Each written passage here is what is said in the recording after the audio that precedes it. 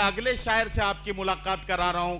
एक जमाना था कि हम जब महबूब जुल्म किया करता था, उस वक्त का शायर और आशिक चुपचाप अंधेरे कमरे में बैठकर आंसू बहा लेता था। हम इस तरह के शेर कहते थे, उधर मुंह फेर कर क्या ज़िबा करते हो, इधर देखो मेरी गर्दन पे खंजर की रवानी देखते जाओ। सुने जाते न थे तुमसे मेरे दिन रात के शिकवे, कफन सरकाओ मेरी बेजुबानी देखते जाओ। लेकिन आज का शायर महबूब की आंखों में आंखें डाल के देखता है और ऐसे बात करता है कि बिछड़ के तुझसे किसी दूसरे पे मरना है, यह तजुर्बा भी इसी जिंदगी में करना है। तो आइए इसी लहजे में और इसी तेवर में एक नौजवान को बात करने का मौका दूं और आवाज दूं बलरामपुर से आने वाले मेहमान शायर अरमान रजा को कि तशरीफ लाएं और अपने खूबसूरत कलाम से नवाजें। अरमान रजा माइक पर आ रहे हैं। तालियों की गूंज में इस नौजवान का इस्तकबाल करके इजाजत दीजिए कि अपने कलाम से नवाजें। उनकी बड़ी मोहब्बतें मेरे लिए रही है और तमाम अहबाब का मैं 4 मिसरे पहुंचाता हूं और आपकी दुआएं चाहता हूं। जिस तरह से बारिश हुई और ये माहौल और बिहार, उत्तर प्रदेश की तरफ से ये शेर बिहार के लिए। मुल्क में कैसे ये जुल्म जारी रहे, यही सुनना था। मुल्क में कैसे ये जुल्म, देखिए आपको थोड़ा सा अगर लहजा किसी से मैच करता हुआ मिल जाए तो मैं बता रहा हूँ कि मैं अपडेट वर्जन हूँ, मैं बता रहा हूँ तो मैं पहुंचाता हूँ, संभालिएगा। मुल्क में कैसे ये जुल्म जारी रहे, इनके होते हुए कौन भारी रहे। शेर सुनना, उस जगह जुल्म नफरत का हो खात्मा, उस जगह जुल्म नफरत का हो खात्मा, जिस जगह आप जैसे बिहारी।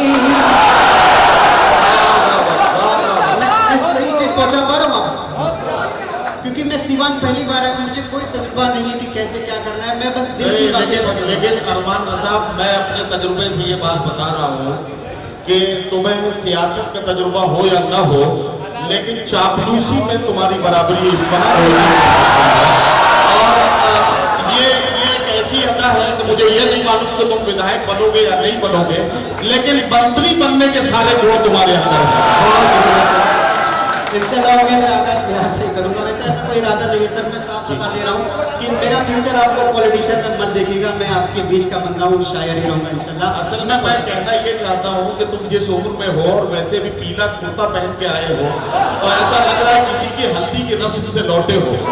तो मेरे ख्याल से सियासत के चक्कर में न पड़ के सीधे सीधे मोहब्बतों की बात करते तो वो तुम्हारी उम्र को सूट भी करती। और इतनी जल्दी राज्यसभा की कोई दूसरी कुर्सी खाली भी होने वाली नहीं है, इसलिए बहुत ज्यादा मेहनत करने से कोई फायदा नहीं होगा।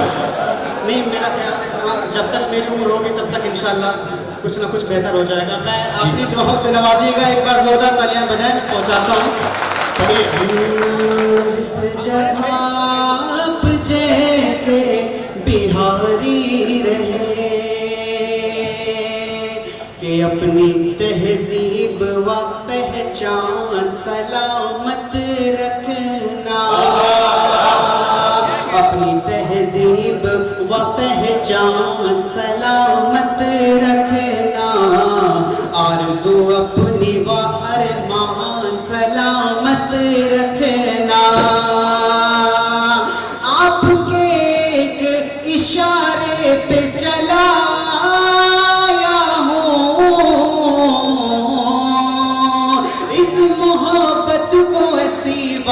सलामत, इस मोहब्बत को ऐसी बात सलामत रखना, सलामत रखना। सर एक बात और सुनिएगा, अगर लगे कि मैंने हक की बात कही है, वो नहीं जो सर ने आपको इशारा कर दिया, तो अपनी दुआओं से नवाजिएगा। मैं पहुंचाता हूँ, ये मेरी दुआ है बिहार के इस सीवान की इस सरजमीन के लिए कि देश में सलाल पे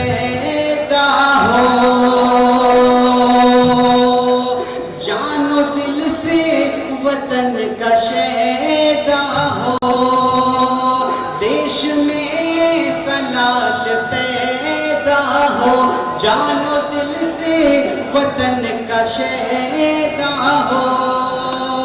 अगला मिसरा सुनकर के बताइएगा कि खाक दुश्मन को करे एक पल में, खाक दुश्मन को करे एक पल में, वीर अब्दुल हमीद जैसा, वीर अब्दुल हमीद जैसा हो, देश में सलाल पैदा हो।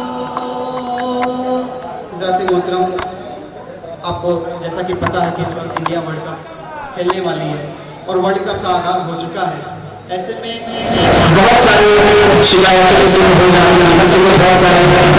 हो जाते हैं।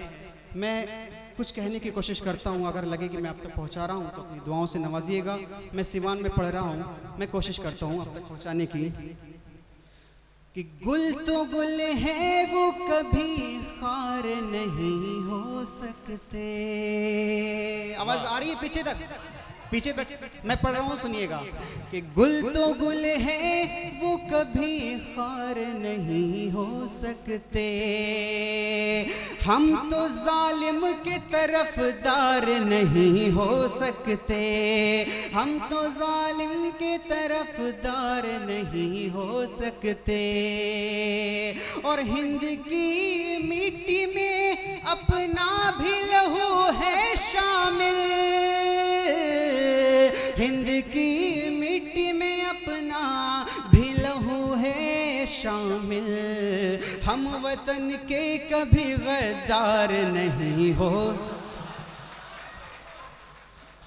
हम वतन के कभी गद्दार नहीं हो सकते।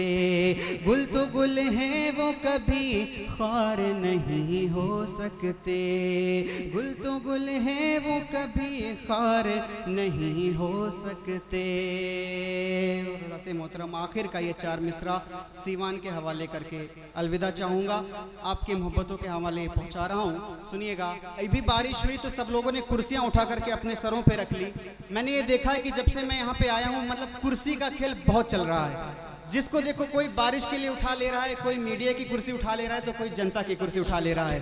कुर्सी उठाने का अगर इतना ही शौक है तो ये 4 मिसरे पढ़ता हूँ, कुर्सी के हवाले से अपनी शायरी आप तक पहुँचाता हूँ। और ये आखिरी मिसरा आपकी समातों के हवाले कहते हैं। कि तीरगी को मिटा के रख देना, मोहब्बतों का ये शहर सीवान और ये मेरे 4 मिसरे। कि तीरगी को मिटा के रख देना, एक दीपक जला के रख देना, एक दीपक जला के रख देना। और दी है जिसने पनाह नफरत को, दी है जिसने पनाह नफरत को, उसकी कुर्सी हिला के रख।